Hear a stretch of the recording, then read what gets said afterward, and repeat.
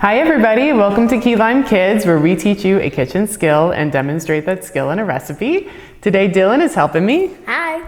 And Dylan, I've got a question for you.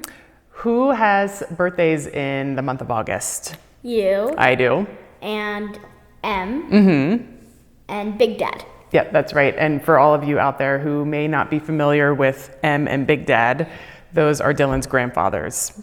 So we have a special treat for everybody, in particular for M, because it is his 70th birthday, and we are going to surprise him.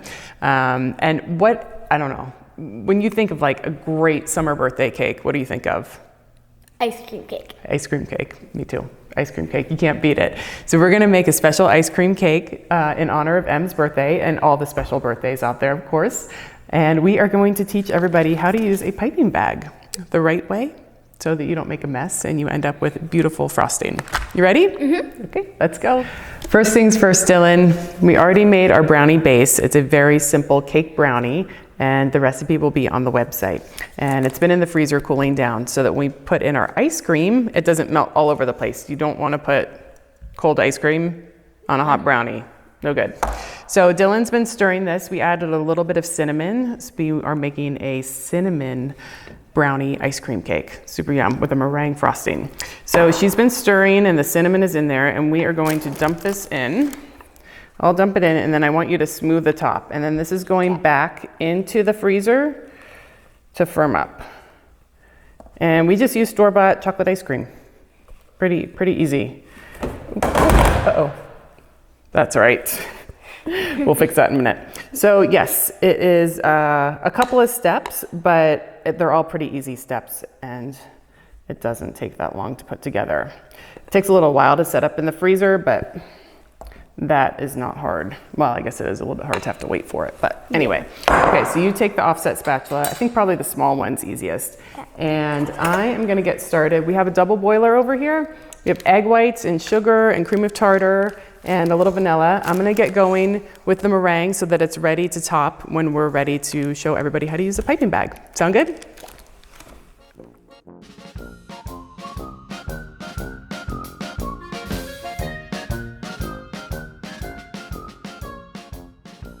Okay, Dylan, our frosting is done. How beautiful does that look? So good, I want to eat it. I want to eat it too, I can't wait. And I bet M can't wait either. Yeah. So it's a super simple frosting, as we showed you, just 5 minutes on top of a double boiler, and you end up with this deliciousness. And we're gonna show you how to fill a piping bag. I like to bake a little bit, so I've got piping bags. If you don't have piping bags, you can totally use a Ziploc bag and just snip the corner out, and you fill it the same exact way. It's a very easy hack if you don't have them. So we fold it over, and if you don't have somebody to help you, you can put it in a glass, and that makes it a lot easier to fill, right?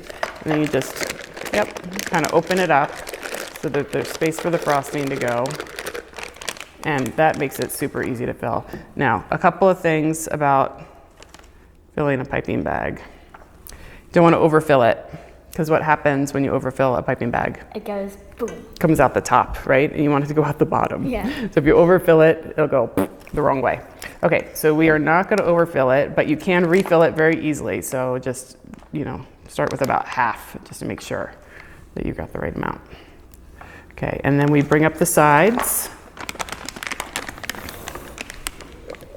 Yeah, you can take it out. I'll hold the bottom, give you a hand. Bring up the sides. Now here's the other important part. Oh, we have a lot more room. We could have done more, but that's okay. We'll just refill it. You want to twist off the top, again, to keep it from coming out of the top. You just squeeze it, give it a little twist, and then work your way down. And give the end a snip. We're going to cut it to about there, I think. And show everybody the piping tips. The tips. Show everybody the tips. Yeah. So these are piping tips. We aren't going to use them because we don't have one that's big enough to make the shape that we want. Yeah, but you don't need these if you don't have them. Like, we're not going to use one today. You just cut a hole in it, and you can still make a really pretty decorative cake. And Dylan, we're going to go get our cake in a minute, but one thing that you can also do is practice before you get there. So squeeze all the way down to the bottom. give it a twist, and you want to hold it. Show everybody how to hold it. Yep, your bottom hand kind of cradles it, and you always want to squeeze from the top so that you get an even amount coming out. And you can practice back into the bowl, make shapes, figure out whatever sort of design you want to do. Yeah, and then just refill it. You can keep going as much as you want. Should we get the cake? Yeah. Okay.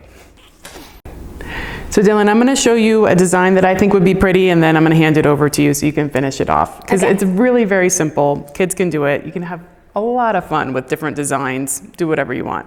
So I think that this is going to look really pretty if we do kind of like that and then pull up and do those all over the cake. Right? Yeah. That's really pretty and it's super easy. You want to try? Yeah. Okay. So straight up and down. Hold it at the bottom and then pull up slowly. So give it a good squeeze and then pull up. Good, yeah, we're just gonna keep doing that. It's gonna look really nice. Pop it back in the freezer and then delicious ice cream cake for dessert. We hope you enjoyed learning about how to use a piping bag and that you get to make this delicious cake and enjoy it. See you next time.